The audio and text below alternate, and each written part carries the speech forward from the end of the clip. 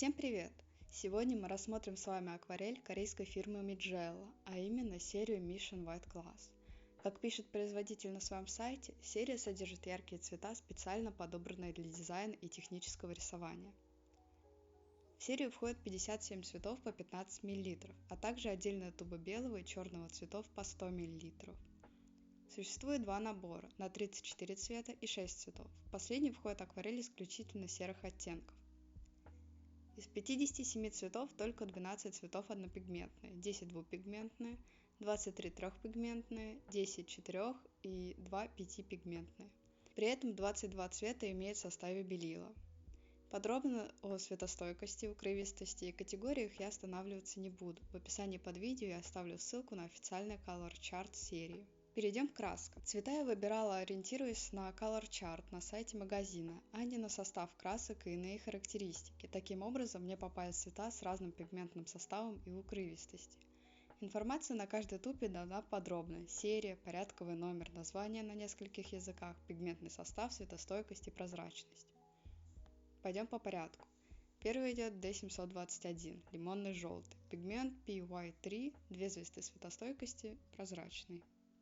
Несмотря на то, что на упаковке написано, что краска прозрачная, в плотном нанесении она все-таки полупрозрачная. В смесях с синими получались приятные зеленые.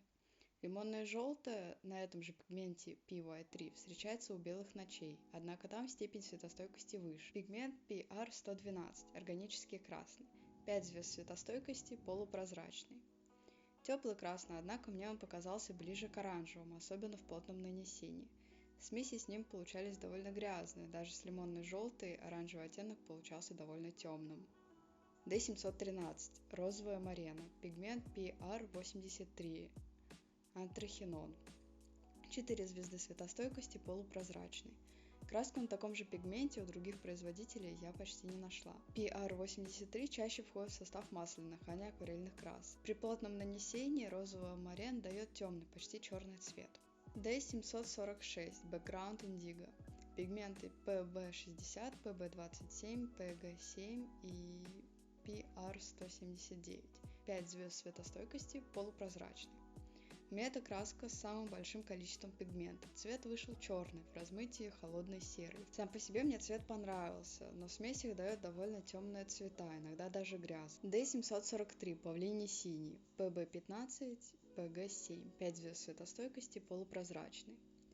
В этот цвет я просто влюбилась. Красивый холодно-синий, в плотном нанесении довольно темный, однако смеси с красными цветами получились грязными. С остальными цветами получились приятные оттенки синего. D784, бамбуковый зеленый, пигмент PG36, 5 звезд светостойкости, прозрачный. Приятный холодный зеленый, в плотном нанесении также уходит в черный.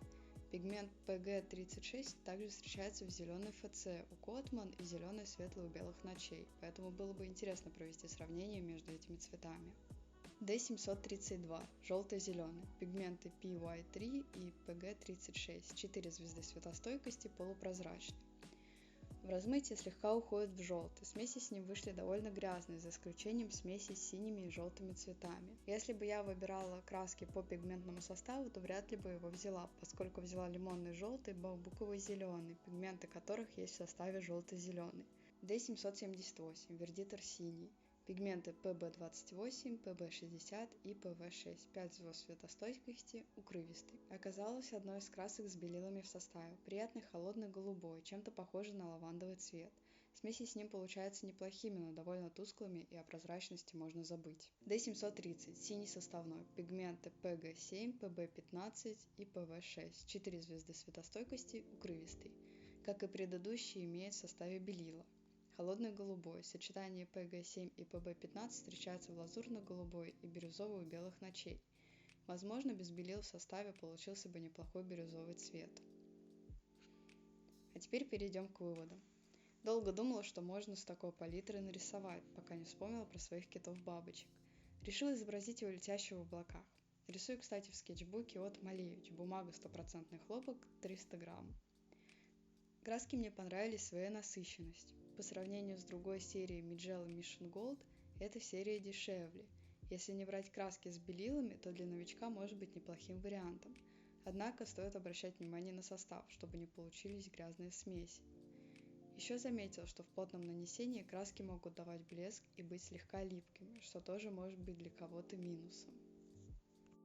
Таблицу с выкраской я добавлю в описание под видео, поскольку электронная таблица пигментов на сайте производителя все же несколько отличается от реальности.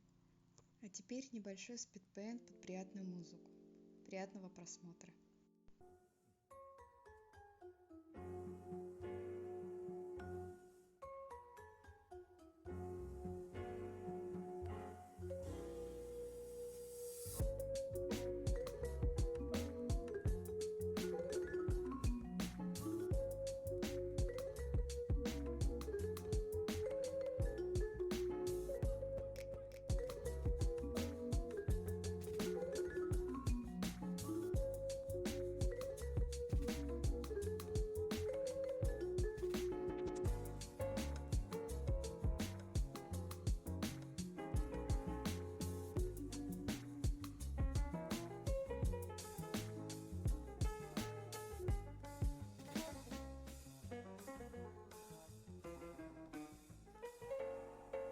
А на этом все. Всем большое спасибо за просмотр. Ставьте лайки, пишите комментарии и до встречи в следующем видео.